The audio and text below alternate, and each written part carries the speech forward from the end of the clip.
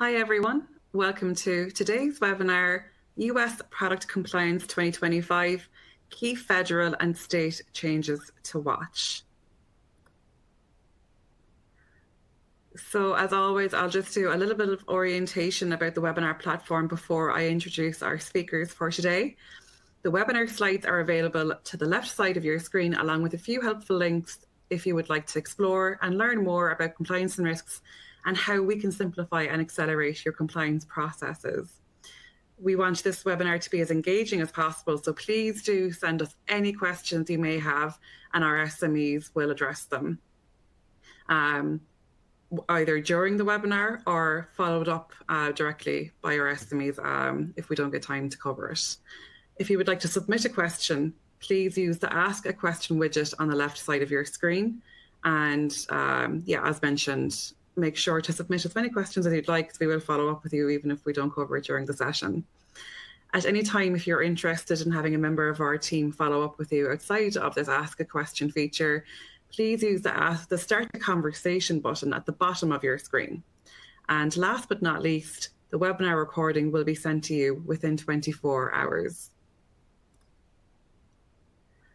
So my name is Orla Morris and I'm Content Marketing Manager here with Compliance and Risks.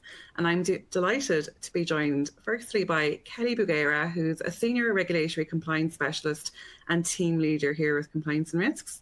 As part of her role, Kelly specialises in researching and monitoring legislative activity on US state and federal levels, as well as tracking international developments related to topics of customer concern. With 30+ years of experience in the field of product compliance, Kelly is involved in an array of special customer consulting and assessment projects that cover international standards and regulatory activity for a variety of products and topics. Areas of special focus include circular economy, ESG, anti-bribery and anti-corruption, chemicals, product safety, consumer electronics, and drinking water. Thank you so much for joining us today, Kelly. Thank you, Orla, and welcome to everyone. We're also joined by Luisa Toro Correa, Regulatory Compliance Specialist with Compliance and Risks. Luisa joined the Global Regulatory Compliance team in 2024, where she conducts regulatory monitoring on certain US states as well as internationally. Prior to joining Compliance and Risks, Luisa held roles focused on toxicology, product safety, and chemical compliance across the consumer goods industry.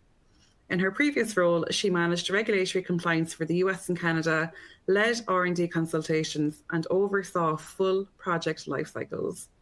She also developed compliance strategies, trained staff on labeling safety, and reviewed product labels and safety data sheets for market readiness. Thanks for joining us as well, Luisa. Thank you, Orla. Good day, everyone. Happy to be here. We're also joined by Patricia Weathers, Regulatory Compliance Specialist with Compliance and Risks.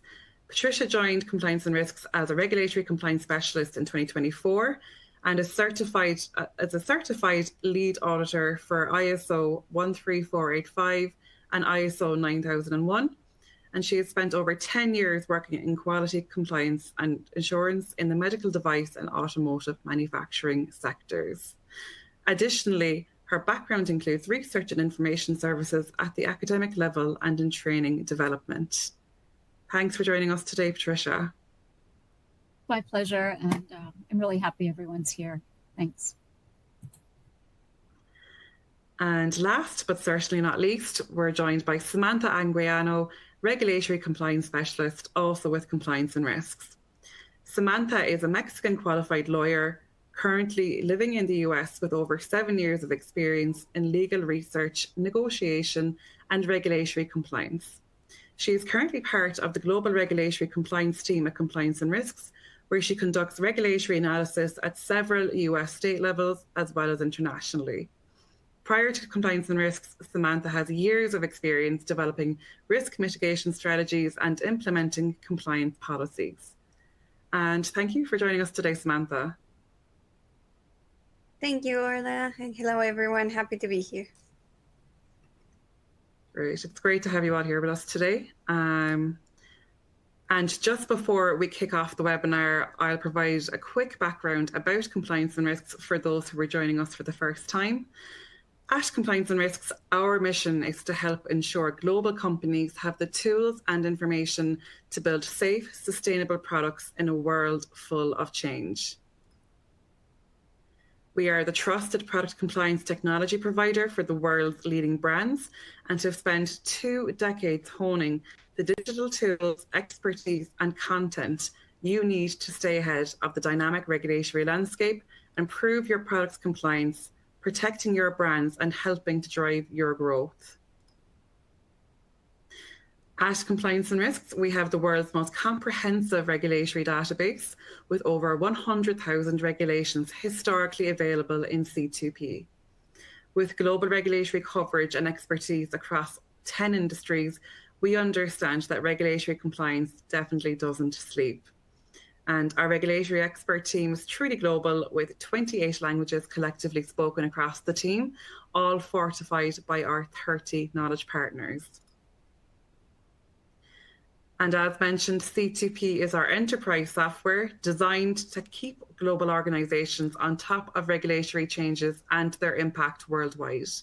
And this includes early warning alerts, impact probability, productivity workflow tools, and so much more. And with that, I'm delighted to hand it over to you, Kelly. Great. Thank you, Orla, for the introductions and all of the information. So we will start off with a general overview of the U.S. federal regulatory landscape as it stands right now. And as you know, it is in a bit of flux. And if you're following the news, reading the news, watching what's going on, there may be a bit of confusion as to what you actually need to do to make sure that your business and your product are in compliance. So just a little bit of background on executive orders, because again, if you're paying attention in the news, I'm sure you've seen a lot of executive orders being issued, and many issued towards these ends of deregulatory efforts. So as far as executive orders, so far this year, or since January 20th of this year, there have been about 170 executive orders issued. And so the Constitution does give the president legal foundation to issue these, but the idea of an executive order, it's primarily to direct executive branch officials. So that's executive agencies, the cabinet, etc. Executive orders do not have the force of law. Only Congress can create laws. So when you see an executive order issued, that's not the same as Congress enacting a law or an agency promulgating a final rule. So there's no formal limitations on what could be included or excluded from an executive order, but it must be grounded in the Constitution or existing statute, that being a law that's been passed by Congress. So these executive orders can be checked by other branches. So again, when you see in the news and you're reading about this information, it's sometimes hard to know if this is something you would have to act on immediately. But through the other branches of government, like the courts, for example, about a third of President Trump's executive orders have been or are being challenged in court. There's an expectation some more will be challenged in court. So again, then it's a wait and see to see the judgment of the court, if there's an appeal, etc. So there can be a bit of a process. In addition, it is legal for the Congress to pass a law that would be a statute to basically nullify or revoke an executive order. At this time, as far as deregulation efforts and other efforts, that probably will not be happening, since the president and Congress are in agreement about a lot of these deregulatory efforts. But in theory, Congress can check an executive order by passing a law to revoke it. So an example of a deregulatory executive order is Executive Order 14192. That was issued January 31st of this year, and that's called Unleashing Prosperity Through Deregulation. This is that 10-to-1 rule or reg you may have heard of, stating that for each new regulation issued, at least 10 prior regulations must be identified for elimination. Any new incremental costs associated with a new reg will need to be offset by eliminating existing costs of 10 previously issued regulations. So again, this is a case of kind of easier said than done. This is very difficult to actually do in practice. This really was put into place to really de-incentivize agencies from promulgating new rules, knowing that if they were to do so, the expectation is they would be then looking to eliminate other regs. So just so you know, eliminating regs cannot be done through executive order. So by issuing this, this did not eliminate any regs in and of themselves. The only way you can actually rescind regulations is through specific agency procedures or a statute. Again, Congress could pass a law to invalidate or rescind a rule or reg, but those are the only ways. It cannot be done through executive order. So for more specific examples of deregulation efforts, 4 energy conservation standards, and this may affect your business if you are in the business of water heaters, walk-in coolers, walk-in freezers, etc. 4 energy conservation standards were recently nullified by congressional joint resolutions, which were signed by the president May 9th of this year. So previously, late in 2024, early 2025, under the previous administration and the previous Department of Energy leadership, there had been 4 energy conservation standards issued for those products listed there. However, per the Congressional Review Act, Congress does have authority to review these agency rules. And if joint resolutions of disapproval are approved by both houses and then signed by the president, the agency rules then have no effect. And that's exactly what happened here. It just happened the timing of these, they were issued under a previous president, but by the time the congressional review period came, we had a new Congress and a new president. So within that window of time, these 4 energy conservation standards actually were nullified. So they will not affect you anytime soon. After this disapproval happens, which doesn't happen frequently, the agency rule cannot be reissued in substantially the same form. So tomorrow, the Department of Energy cannot start a new rulemaking process with exactly the same rule. They could try a rulemaking process for something similar, or Congress could pass a law to basically put this rule into law, but neither of those will be happening since Congress just nullified these rules. And again, the Department of Energy is following these deregulatory guidelines. So chances are, if you were planning on complying with these new energy conservation standards, there will be nothing for you to do as far as these within the next few years at least. Another move by the Department of Energy, May 12th of 2025, they announced their proposal to eliminate or reduce 47 additional regulations, including proposed elimination or modification to dozens of other consumer appliance standards and also regulations that limit building and energy production.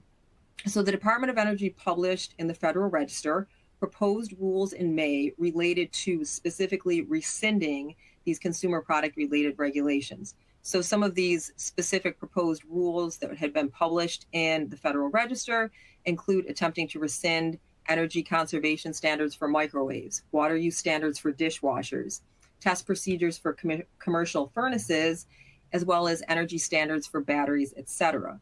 So July 15th, just a couple weeks ago, was the deadline for comments on these. So we'll wait and see now what happens. So this is the proper procedure to rescind rules. These are the procedures that agencies have to take. So we'll see what happens with these and the other rules from the Department of Energy. More deregulation efforts by the Consumer Product Safety Commission. And we all know the Consumer Product Safety Commission, their mission is to protect consumers from unreasonable risk of injury or death associated with thousands of consumer products. Unlike the Department of Energy, that's headed up by the Secretary of Energy appointed by the President, that's an executive agency. The CPSC is an independent agency. And if you've been watching the news lately, you've seen that President Trump has gotten rid of 3 of the CPSC commissioners that were democratically appointed, and there's supposed to be 5 commissioners. So at this point, we're functioning with 2 commissioners, which can only be done for a small amount of time. The Supreme Court just issued a rule last week saying that those 3 commissioners are allowed to stay, quote unquote, fired for now while litigation continues. So we're still waiting to really see what's going to happen with this independent agency, because clearly who the commissioners are will really direct if they're going more towards deregulatory efforts or not. So the CPSC uses a number of tools to achieve their mission, including the promulgation of regulations, guidance documents, interpretations, and they published a notice of request for information in the Federal Register on June 12th of 2025, and they're inviting the public, which could be manufacturers, retailers, consumers, industry groups, they're inviting the public to comment on ways, again, this deregulatory effort, ways in which the CPSC may reduce regulatory costs or perceived burdens while again, not increasing risk to consumers. So maintaining their mission, but saving money, saving regulatory, you may call red tape. And so the deadline for these comments is August 11th, so you're still welcome to comment on this deregulatory effort. So the U.S. states do step in some cases. Now, the states do differ in their approach to product regulation. Some state governors and legislatures are perfectly happy with the federal deregulatory efforts. Of course, many are not. It's important to note that enforcement of federal laws can also occur at the state level, such as state attorneys general enforcing, in this example, the Consumer Product Safety Act. So even if you see at the federal level that existing statutes and laws are not being enforced in this spirit of deregulation, and we're kind of going to be hands-off, state attorneys general can still enforce federal statutes. And it's really been a few years. It's not just since this administration. It's been a few years that states have really stepped up as far as areas that are lacking federal legislation, areas such as PFAS in products, extended producer responsibility, right to repair. So we're going to talk more about those specific issues, which are next speakers. So we have Louisa coming up now to talk about PFAS in products. Thanks, Louisa.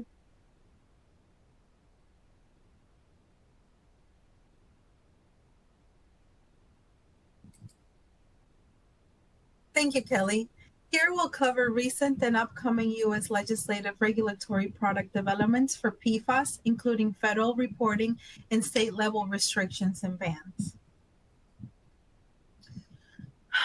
What are PFAS? Per and polyfluoroalkyl substances, also known as PFAS or forever chemicals, are persistent human-made chemicals used since the 1940s for the resistance to heat, water, oil, and stains. Found in various products, there are thousands of different PFAS, some of which have been more widely used and studied than others. One common characteristic of concern about PFAS is that they may break down very slowly and can build up in humans, animals, and the environment over time. Given that these chemicals bioaccumulate, they are linked to health issues. According to the EPA, current peer-reviewed scientific studies have shown that exposure to certain levels of PFAS may lead to the reproductive and developmental effects, increased risk of some cancers, among other health issues. Unregulated PFAS contaminate groundwater and drinking water. Governments, including the EPA, are increasing management efforts with advisories and upcoming national drinking water regulations. Several U.S. states have already banned or restricted PFAS in certain products. PFAS testing is complex, needing sensitive instruments. Remediation uses granular activated carbon, ion exchange, and membranes. Incineration remains controversial. Trends include a push for safer alternatives, consumer demand for transparency, and significant litigation risk for companies alongside a regulatory shift to total PFAS bans. Let's discuss federal activity. The EPA has issued an interim final rule to delay the start of PFAS reporting period under TSCA. Originally set for the mid-2025, the new reporting window will run from April 13 to October 13, 2026. Small manufacturers reporting only as article product importers have until April 13, 2027. This delay gives the agency time to finalize and test the reporting system to ensure smooth submissions. It is important to note that only the submission dates have changed. No other parts of the rule have been modified at this time. The EPA has also issued a crucial new rule under the Toxic Substance Control Act regarding PFAS. This rule, effective October 2023, requires anyone who manufactures, including imported, PFAS at any point between January 1st, 2011. At the end of 2022, to report detailed information to the EPA, this includes data on how PFAS was made, used, and disposed of, even if it was a byproduct or if you're a small business. The reporting period opens on April 13, 2026, with most reports due by October 13, 2026. And an extended deadline for small businesses importing PFAS in articles. It is important to note that certain categories such as pesticides, foods, drugs, or cosmetics are excluded if they fall under other regulatory acts. The EPA has also updated the toxic chemical release reporting regulations to include 9 specific PFAS chemicals. This action mandated by the National Defense Authorization Act for fiscal year 2020. It is designed to increase transparency regarding PFAS release. Facilities may be potentially affected by this action if you manufacture, process, or otherwise use any of the PFAS listed in this rule. Also, facilities need to review their operations and consult 40 CFR Part 372 Subpart B to ensure they comply with these new reporting requirements. Now let's discuss enacted activity at a state level. U.S. states have enacted laws restricting banning PFAS in consumer products with enactment dates from 2021 to 2025. To reduce the exposure to these persistent chemicals, let's discuss them. Maine has significantly strengthened its ban on products containing intentionally added PFAS. This new amendment, effective through phase deadlines from 2026 to 2040, will prohibit the sale of a wide range of products, ranging from everyday consumer goods such as cosmetics, cookware, textiles, to specialized products such as artificial turf and even HVAC equipment. This legislation does not include specific exemptions and allows for a currently unavoidable use determination by the Department of Environmental Protection for certain products. Now, Maine Department of Environmental Protection has implemented Chapter 90, a new rule effective April 2025 to regulate products containing intentionally added PFAS. This rule establishes sale prohibitions for various products, with some bans taking effect as early as January 1st, 2026, for items such as cleaning products, cookware, and cosmetics. Notably, the general reporting requirements for all PFAS products have been eliminated, replaced by a focused system where manufacturers must submit currently unavoidable use proposals for specific product categories to potentially gain exemptions from these sale prohibitions. The deadline for currently unavoidable use proposals for 2026 sales prohibition was June 1st, 2025. I want to point out that the proposal of currently unavoidable use may be submitted no earlier than 60 months and no later than 18 months before the applicable prohibitions. Minnesota sets strict regulations on products containing intentionally added PFAS. Beginning January 1st, 2025, the state prohibits the sale of certain consumer products with PFAS, such as rugs, cookware, cosmetics, and more. By 2032, a full ban will apply unless the use is deemed currently unavoidable by the state. Additionally, manufacturers must report detailed information about any product containing PFAS, including its purpose, amount, and chemical identity to the Minnesota Pollution Control Agency, and this is by January 1st, 2026. In 2024, Colorado passed the Perfluoroalkyl and Polyfluoroalkyl Chemicals Protection Act, significantly expanding its product phase-out timeline for the intentionally added PFAS. Effective January 1st, 2025, severe wet condition outdoor apparel requires PFAS disclosure labeling. PFAS in cookware, dental floss, menstrual products, ski wax, and artificial turf will be banned from sale and use effective January 1st, 2026. Effective January 1st, 2028, bans will extend to textile articles, food equipment for commercial use, and certain cleaning products, including those used in medical settings, positioning Colorado among the most progressive states of PFAS regulations.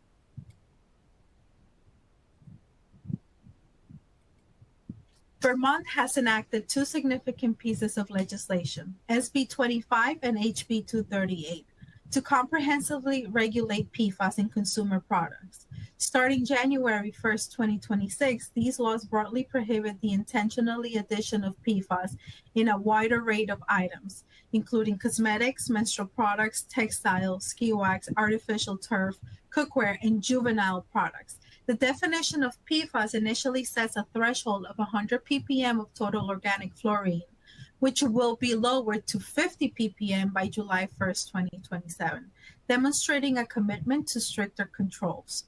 Both bills empowers the Attorney General, along with the Secretary of Natural Resources for H238, to enforce these regulations.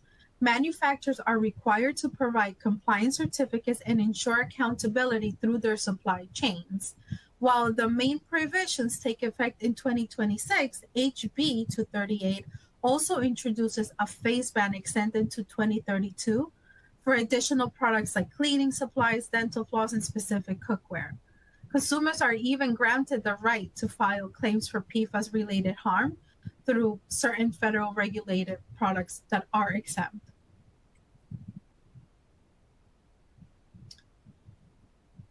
In June 2024, Rhode Island enacted the Consumer PFAS Ban Act, prohibiting the sale of products containing intentionally added PFAS starting January 1st, 2027. A full ban on all covered products take effect January 1st, 2029, unless the use is deemed unavoidable. New Hampshire 2024 HB 1649 represents a significant step into regulating PFAS. This legislation broadly restricts the sale and distribution of various consumer products containing intentionally added PFAS, with a core prohibition on items such as carpets, cosmetics, food packaging, and juvenile products, taking full effect January 1st, 2027. Beyond the product bans, this bill establishes a clear compliance requirements for the manufacturers and suppliers, including the provision of certificates of compliance, and it empowers the environmental services to enforce these new regulations. While the primary product bans commence in 2027, certain provisions, such as those related to the Department Authority and Information Management, began as early as October 2024, signaling an immediate shift towards greater accountability for PFAS in the market.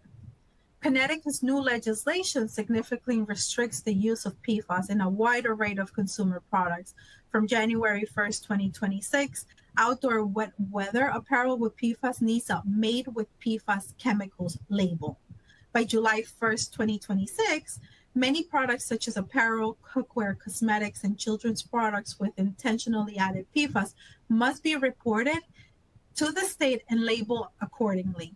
The most impactful change arrives on January 1st, 2028, when the manufacturer, sale, or distribution of these broad categories of products containing added PFAS will be outright prohibited in the state of Connecticut. California, AB 347 significantly strengthens the state efforts to regulate PFAS in consumer products. This new law specifically targets juvenile products, food packaging, and textile articles, establishing a framework for testing, enforcement, and penalties. Manufacturers of these covered products face new obligations, including mandatory registration with the Department of Toxic Substance Control by July 1st, 2019, along with a registration fee and certified statement of compliance with PFAS restrictions. To support this, the DTSC is mandated to develop and publish a list of accepted PFAS testing methods and an appropriate third-party laboratory accreditations by January 1st, 2029. DTSC enforcement begins July 1st, 2030.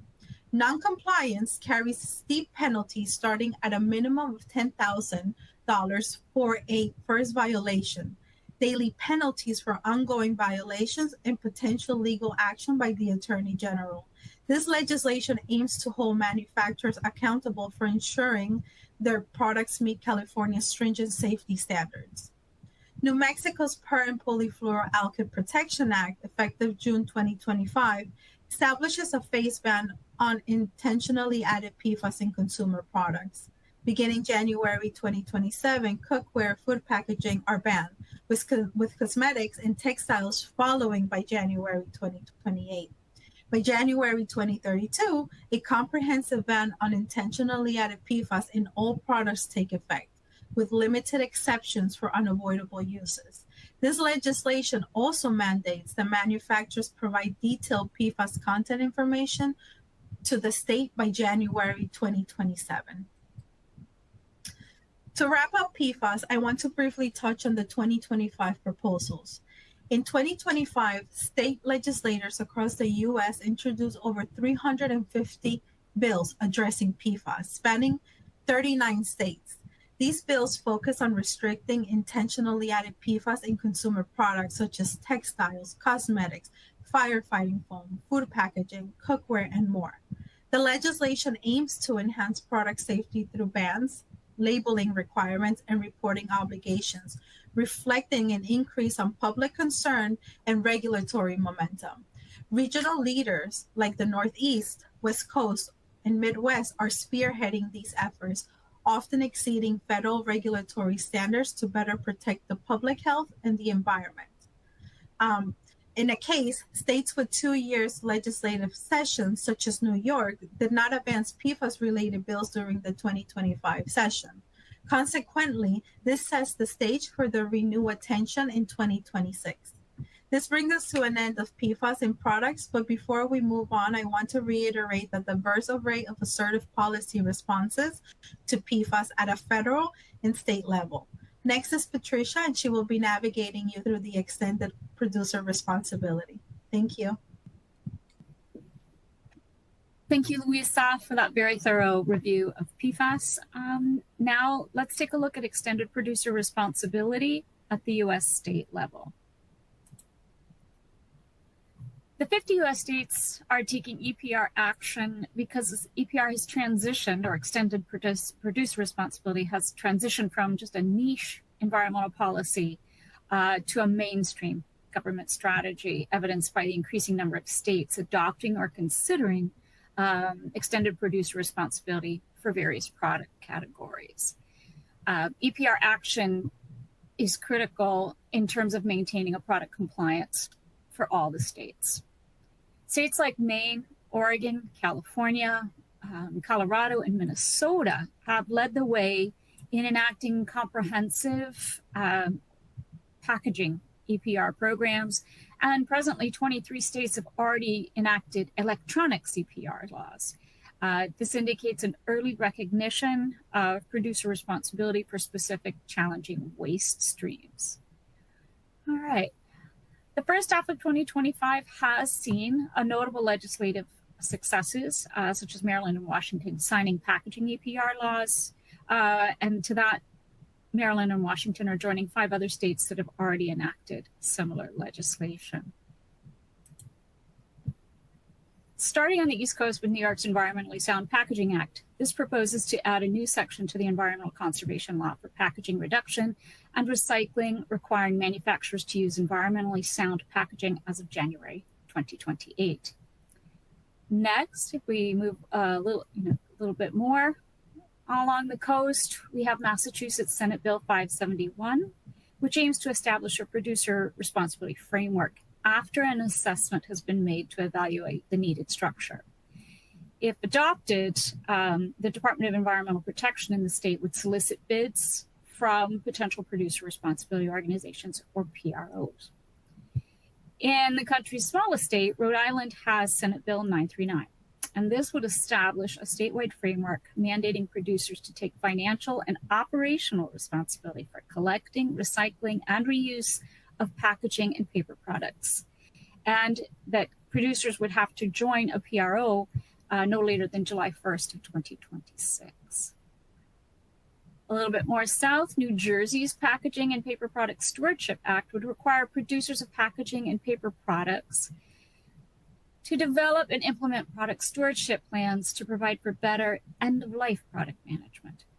The bill would also require that 10% of the reduction be achieved by shifting a single-use packaging product to that of a refillable or reusable product, or by eliminating any plastic component within it. Tennessee's companion bills were aimed at establishing an EPR for packaging in the state. They did not pass. However, the sponsor has requested deferment to the 2026 legislative session. Moving a little bit north, Illinois. The Illinois bill would establish packaging PROs and outlines their duties and needs assessment requirements. If adopted, the compliance requirements would begin in April 2026. And taking a look on the West Coast, California, the draft regulation supporting its Plastic Pollution Producer Responsibility Act, enacted in 2022, just held public consultation in June. Now let's take a look at the enacted legislation for packaging EPR.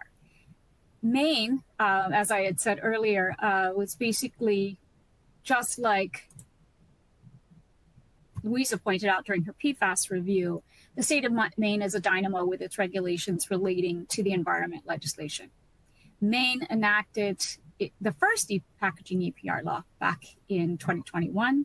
That rule came into effect as a Christmas present in 2024, and it aims to reduce the burden to municipalities of managing packaging materials and improving the design and management of them.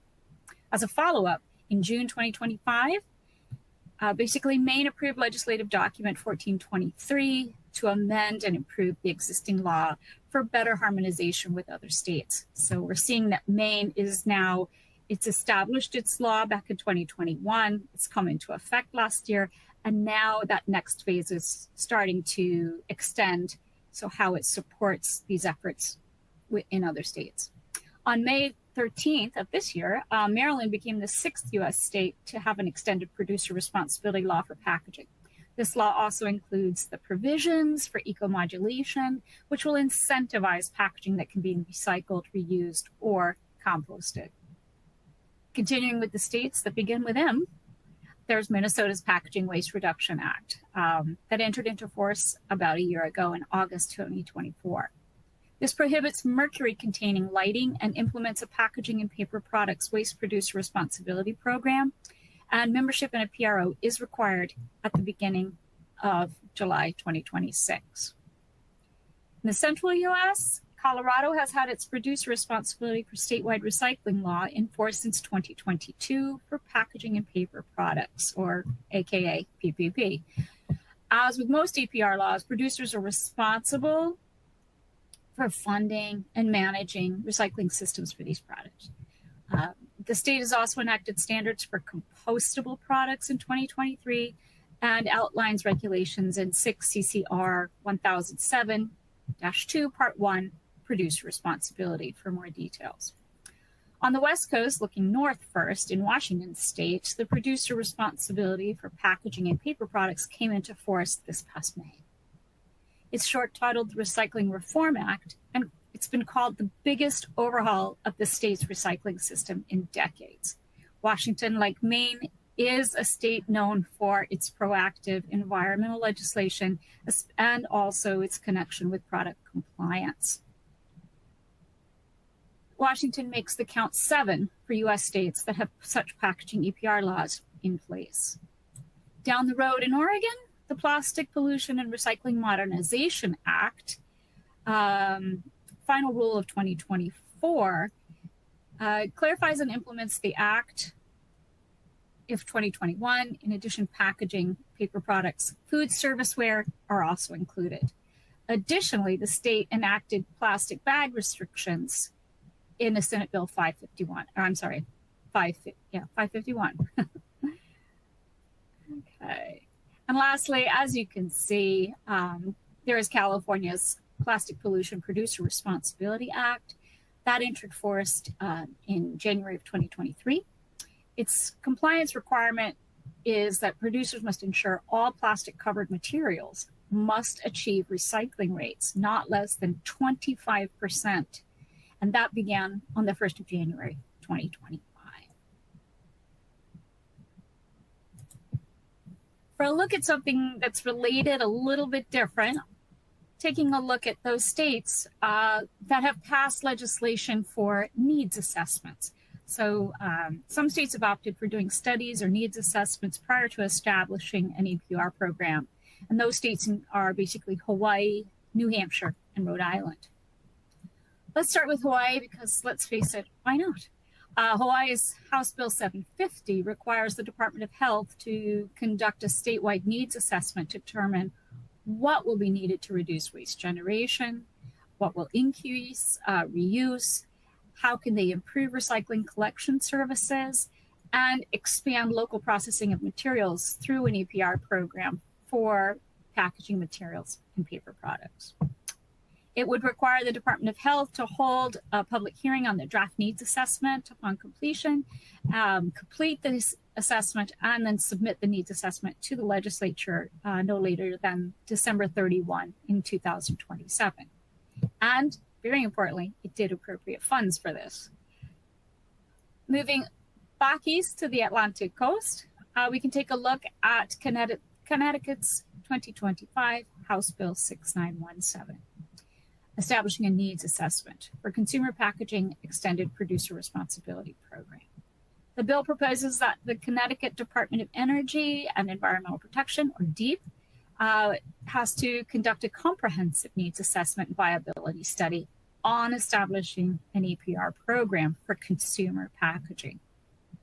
The report would be due to the General Assembly's Environmental Committee by January 15th of 2027. And then we move on to Rhode Island's House Bill 6207A. This was introduced on the 9th of April, 2025. House Bill 6207 initially proposed the introduction of an extended producer responsibility program to manage packaging waste in Rhode Island. However, there was strong opposition from the beverage industry and other groups. And the legislature voted on 20 June 2025 to remove these provisions and replace them with a study bill. It requires that the Rhode Island Department of Environmental Management hire a third-party consultant by 29 October this year to assess the state's recycling infrastructure as a whole and provide recommendations by December of 2026 for future EPR or bottle bill programs. So after packaging, what's next? What we do is we need to take a look and say, all right, looking ahead, the scope of producer responsibility and product compliance, EPR is really a responsibility at the state level. And it's increasing each year, such as with electronics. Basically, there are currently 23 states that have already enacted EPR laws for electronics. And this indicates that states will continue to drive forward for producer responsibility, especially for specific challenging waste streams. One of these key products, aside from electronics, is with regard to batteries. EPR for batteries is a critical area given safety and environmental concerns. Improperly disposed of batteries, basically, especially lithium-ion batteries, are a major cause of fires at recycling facilities annually. And of course, most of these recycling facilities are managed at the state or city level metropolitan area. We know that Nebraska and Colorado have already enacted such legislation for batteries.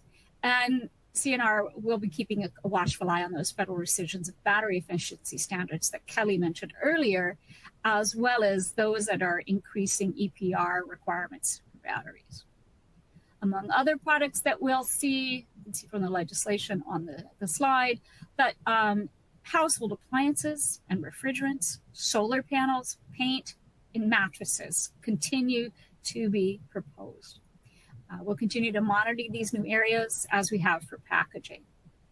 Now I will hand over the presentation to Samantha, who will take us through right to repair at the state level.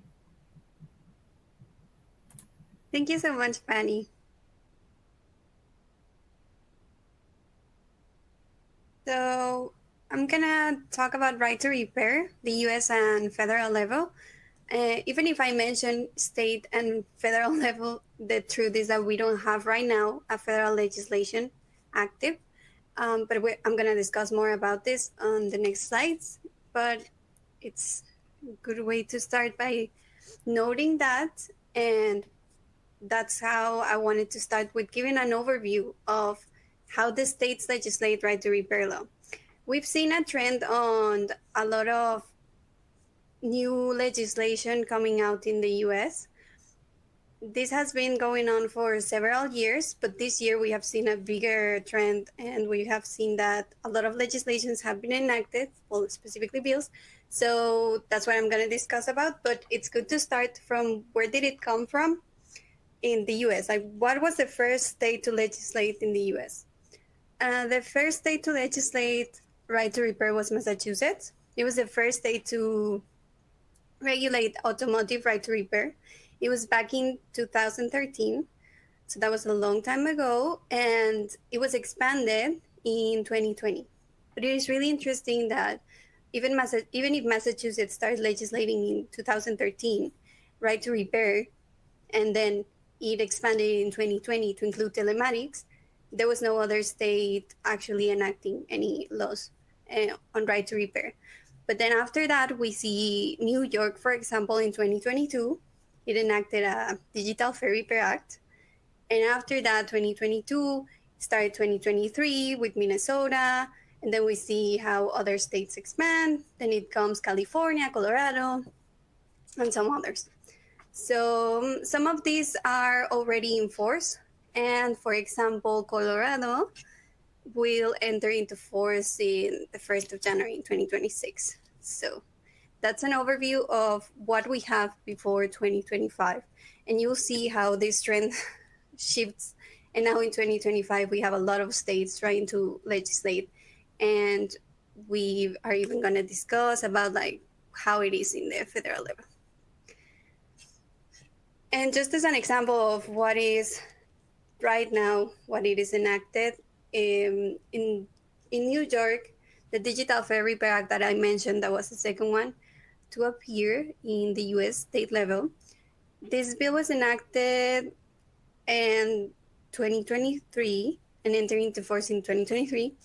And it was the first comprehensive law on consumer electronic repairs for devices sold, used, or manufactured. So basically it is that any hardware products dependent on the digital electronics embedded in attached products sold or after the 1st of July 2023 needed to provide and make available, the manufacturers must make available these parts, tools, anything that could help diagnose, maintain or repair digital electronics. And it is important to note that this one excluded specifically motor vehicles, motor vehicle equipments, and medical devices, and also off-road equipment. Also, what we have seen and we have enacted is Colorado. It's been really active, Colorado, in the right to repair. It used to be about agricultural equipment and electronic wheelchairs, which that's a trend in this 2025 that I'm going to discuss. But then it expanded to digital electronic equipment, and this year they enacted an amendment on quantum devices, and it basically banned the use of parts pairing. The parts pairing is really important, but I'm going to discuss about it a little bit more in the next slides. But basically it is to stop independent repair providers or owner installing a replacement part. And now let's go to California. California, it's a really interesting repair act that they have. It is in force since January 1st on 2024. And basically what is really interesting is that it provides a protection to consumers that manufacturers have to provide these specific parts, tools to diagnose or repair the product, but it depends on the price of the product. So that's really interesting. So for example, if you have your product is worth from $50 to $99 or from $100 or more, it says there in the slide, they have to provide 3 years after the last date of manufacture or 7 years, depending on the price, like I said, of these ongoing functional parts, tools to diagnose and repair through these years of the product. And it applies to appliances such as refrigerators, freezers, microwaves. So that's a really interesting and important protection to the consumer on products on a daily basis use. So this is a really interesting law that we have in California. And also the Minnesota Digital Fair Repair Act. It is entered into force in July 1st in 2024. And this one we have an example of digital electronic equipment directed act in right to repair. And manufacturers must provide consumer and independent repair providers with access to the same tools, parts, and, like I said, diagnosis and to repair. And it's just not just access, but fair and reasonable terms that have to be comparable to what's already offered on authorized repair providers. So there's sometimes these manufacturers have providers that are authorized to repair from them, that they authorize them, but they have to provide the ability to other shops or people or any consumer so that they give the same service and quality to an ability to repair like these specific authorized providers. So that's a really strong protection for the consumer. And it applies to products sold after July 1st of 2021. So that's also really important that it even goes back to products sold before the act was enacted. And then another example we have is Oregon. What I was discussing before about the part sparing, I wanted to mention it here because Oregon was the first US state to ban part sparing. Part sparing is, for example, when a manufacturer provides a block to any of their products, like you buy a cell phone, for example, and then you have your screen broke, and then you go to get another screen, and then you put in your cell phone, and the phone doesn't recognize it because it's not an original part. That's where they started to put some blocks on the different parts of electronic equipment. So that's why the law came out and stopped this from happening, to provide the consumer the ability of having this right to repair their products. So the part sparing was first mentioned and legislated here in Oregon. So that's really important to note. And it's really a huge step forward for the right to repair movement. So what do we see now in 2025, knowing what it has been already legislated? So we see a trend on more states wanting to join in legislating. So we have examples like bills similar to acts already enacted on other states. For example, on digital electronic equipment, that we have already some states that have acts over that. But now, for example, New Jersey wants to come in, Pennsylvania, and also from automotive, if we remember, Massachusetts was the first one in 2013, and now we have until 2025, for example, Missouri wanting to legislate over that. So we see a trend on basically states wanting to join other states that have legislated over that. But we also see this new trend of a lot of medical equipment wanting to be legislated and protected by this right to repair. And some examples are New York, Senate Bill 4500A, and Massachusetts, for example, the Senate Documents 732. So these are some examples of where is the trend of the bills in this year going. And we notice that there's a growing trend on a clear shift toward viewing repair as a sustainable long-term solution, seeking to eliminate throwaway culture. So we see that the goal is not only to reduce waste, but also to protect the consumers on essential products that they rely daily. So like I said, there's really important legislation over, for example, appliances that we use every day. And there's a strong protection to the consumer on being able to repair their products instead of just throwing them away and having to purchase new ones. So also the wheelchair, regulating and legislating over the right to repair of wheelchairs and certain medical equipment is really important because it ensures users access to repairs without relying specifically on the manufacturer, specifically people that are not able to have that access that easily. So what has been going on also? A lot of proposals are out, but a lot of proposed bills are no longer proposed, or we don't see any activity. For example, in New York, we don't see any votes yet. It was the Senate Bill 4655. It proposed to amend the New York Act that I discussed about before, and it proposes to modify definition, exclude certain products and compliance states. Like I said, we don't see any votes yet. And then, for example, Maine, we have the main legislation was on automotive repair. It's an enacted act on automotive repair, right to repair, and this proposed bill proposed to amend to exclude electric vehicles, but the proposal was abandoned, so that didn't happen yet.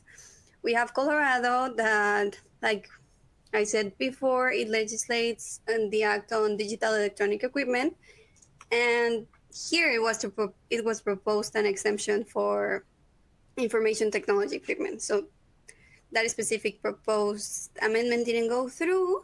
But like I said before, we had an amendment that went through on Colorado, which was the exemption on quantum equipment. So for the recently enacted, we see some examples like Washington State, Texas, Connecticut, Oregon. Like we see power wheelchairs, information technology, like a lot of different, like the trends that I mentioned that have been enacted. For example, Nevada, Rhode Island, Colorado, Maryland. So as you can see, a lot of states have been really active in enacting these right to repair laws. And just as a quick mention, we have a bill out there for the federal level, which is called the Repair Act, would be called. And the purpose is basically to legislate over the federal level and provide this protection, not just only on the states, but on the federal level. And it's mainly about motor vehicles and the right to repair and information tools for such vehicles. So that's a really important thing going on. And that's it. Thank you so much. Thank you all so much. That was fantastic and super informative. And thank you all for your attention so far. As I'm sure you can all see, we're running very close to the top of the hour. So unfortunately, we won't have time to address your questions during this session. However, if you do have a question that you would like us to answer that you haven't already submitted, please do so now using the Ask a Question widget to the left side of your screen, and we'll reach back out to you directly. We'll also share the full Q&A list with all of you after the webinar and after our SMEs have researched and answered them. And with that, I'd like to thank you all again for tuning in with us today. We hope you found it helpful, and we look forward to seeing you in our upcoming webinars. You can check out our resources section on the Compliance and Risks website to stay updated for upcoming and previous webinars that you can watch on demand, and also access our latest white papers and blogs, which our SMEs post to frequently. And we do have plenty of upcoming content, so make sure you keep an eye out. Our next webinar in partnership with RENA is New Rules, New Risks, Latest Cybersecurity and Data Protection Impacts on Product Compliance. And it is scheduled for August 13th, so we hope to see you there. Thanks again.